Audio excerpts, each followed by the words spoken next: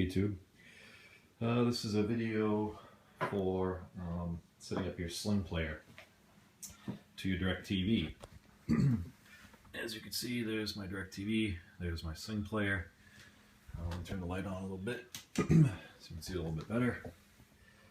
And my issue was I could not get it to connect to the DirectTV for some reason. And when I finally did,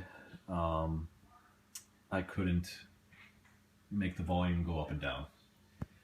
And that's been going on for quite a while. So finally figured out why, how, and the whole thing. And my Sling player is the HD Pro.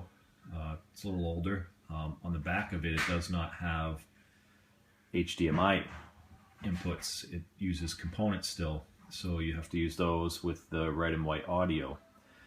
You can only, just so you know, plug this into your Genie, because the fact that if you have the small little clients that go throughout your house, there's no way to plug your Sling player into the clients. I tried every single way, it just doesn't work. It's not enough input. So you have to use a Genie for that. Once you do, the issue I was having with changing the channels, you have to change the remote setting in the menu, which I'll do with you. So basically you go to your TV and you hit your menu button, and then you go down to your settings,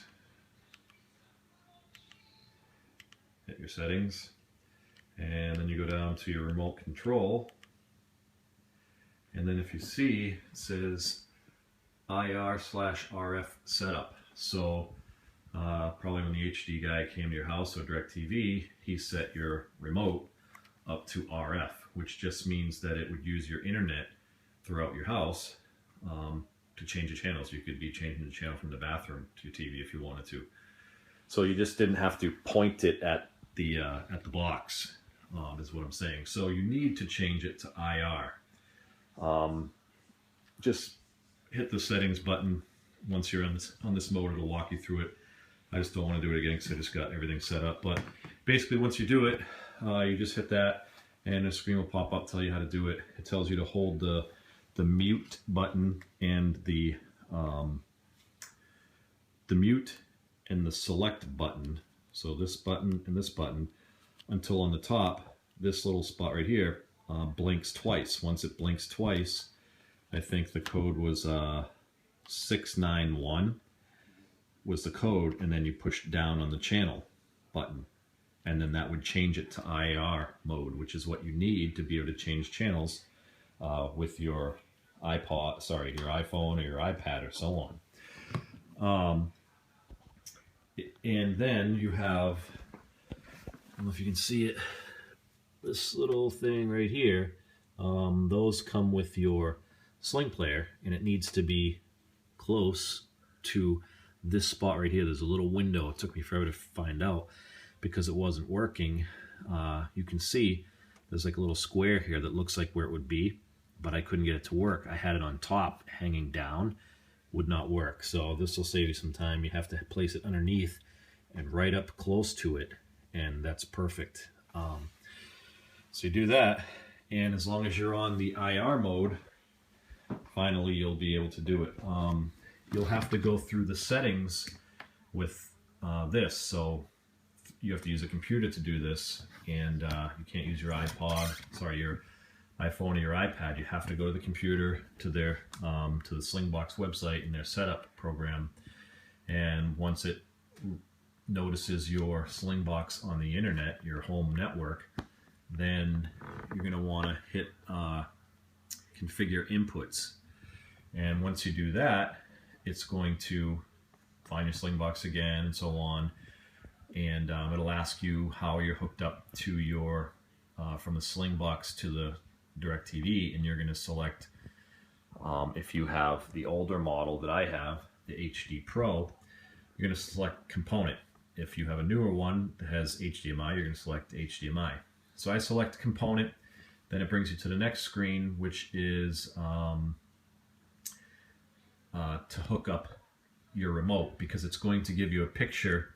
Basically, it's trying to find this. So it's going to give you a picture of this. This is the remote for my Genie. My Genie is a HR44 Genie. So it'll ask you what type you have. So you start typing in DirectTV, you know, like whatever, and then you find yours. Now, with mine, instead of spinning it around again, there's a little square right here. If I push this in, bear with me, so that pops open. Right inside here, there's a little card. See that card? And that card saves you from turning the box around. I found that later, because on the back of your on the back of the box, sorry, I'm just trying to set this up again. On the back of the box, it will tell you what model it is, and you need that model number in order for it to work right. Sorry, my fingers are in the way. So you get that model number, but instead of doing that, you can push that and it pops out, and it'll be a little green tag, tells you what it is. So you type in the model number, and once you do, it'll pull up this remote. This is the remote that I need. If there's different ones for you and it doesn't match the one that the guy left, keep typing in whatever you need to find your remote. So once you have that, and that's all set, now you can hop over to your iPad or whatever, and I can tap the screen. You can see that pops up. So if I don't do that, I can just, actually I'm going to want to do it for now. See how I got into the guide? You can see that it's changing everything. I'm in the guide now, going to something else. If I want to, so this is my remote. So DVR, so you can see it's pulling all these things up now, which before it wasn't. So I want to close this. I'm actually trying to get out of.